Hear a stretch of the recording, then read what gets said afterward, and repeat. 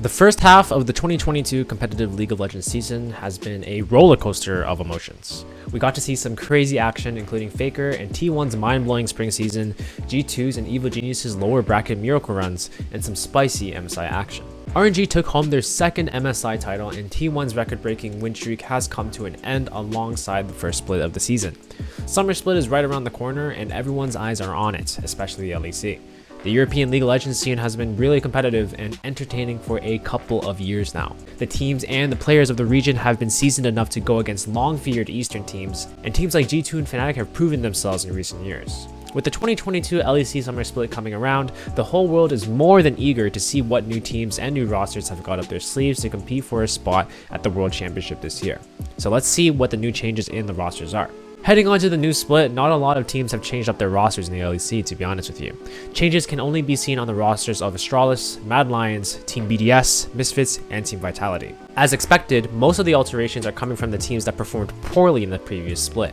However, what is most surprising is that SK Gaming hasn't made any changes despite being placed 8th in the previous split. Astralis ended in last place in the previous split, and they have made 3 roster moves coming before the summer split. Vishashi has been brought back to the LEC as Astralis' new top laner replacing White Knight. They have also changed their jungler, bringing in Xerxes to replace Zanzara. And they have also replaced Promiscu with Younghoon, a rookie Korean support from the LCK Challenger scene. Mad Lions have only made one change to their roster, bringing the former Fnatic mid laners Niski instead. Just like Mad Lions, Vitality have also done a single change to their roster. They have let go of Selfmade after an entire year with him and have brought in LCK jungler Haru. The newest team in the LCS, Team BDS, has also made a couple of changes to its roster in hopes of finishing at least in a better spot this upcoming split. BDS Academy's top laner, Aggressivu, has been promoted to the main roster, while Adam has been promoted to the Academy roster.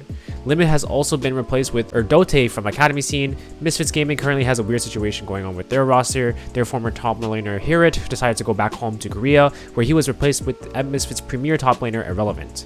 Since Hirit was a veteran, he wasn't allowed to play in the LFL, so he was simply let go of the organization. Misfits recently made an announcement stating that Irrelevant will stick to his former role on Misfits Premier until they find a replacement. The new roster updates are quite interesting, with 2 LCK players joining the LEC.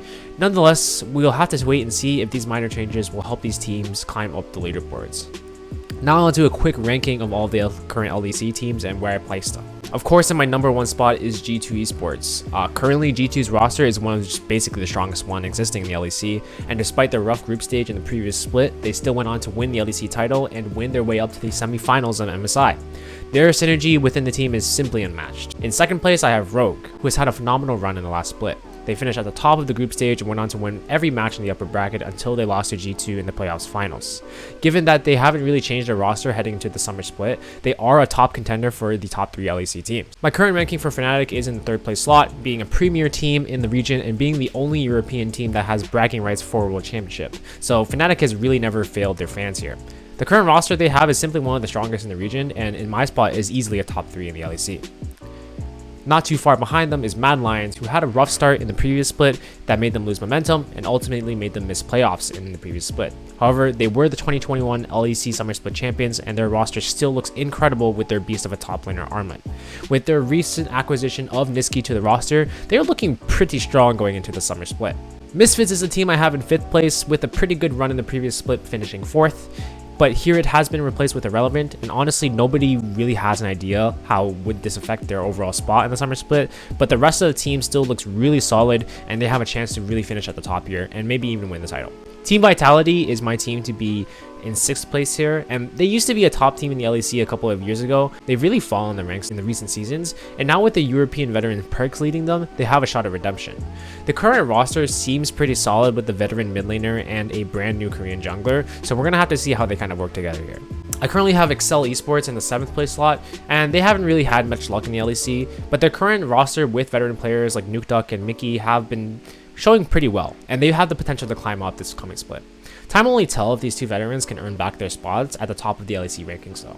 SK Gaming has my 8th place spot. Even though they have made it into playoffs before, it was usually as the last seed or something like that, and given that they haven't made any changes going into summer, there really isn't any guarantee that they will perform better this time in my opinion.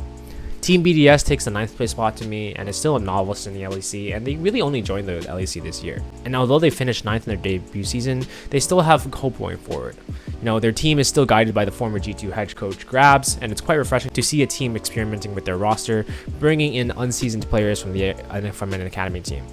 Nonetheless, the team has a lot to improve and still a long way to go. And unfortunately, we have Astralis in our 10th place slot, and they're probably just the worst team in the LEC right now. They haven't had any luck making out of the bottom since their debut in spring 2021, and they have been in the LEC longer than BDS and still came behind them in the previous season.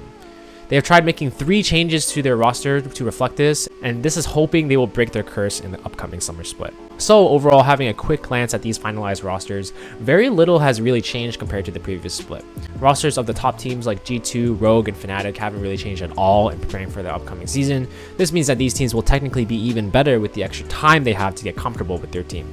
The teams that require improvements like Astralis, BDS, and Vitality have made some alterations here and there, but no team had made some crazy acquisitions or signings in my opinion. Given that the rosters of these top teams haven't changed at all, ranking them in this order is somewhat of a no-brainer with a little bit of variance here and there. So that's my ranking for the LEC 2022 Summer Split. Hopefully you guys got some context here and you're looking forward to seeing some banger games coming up. Hopefully this was insightful to you guys, and I will catch you in the next one. Stay fresh.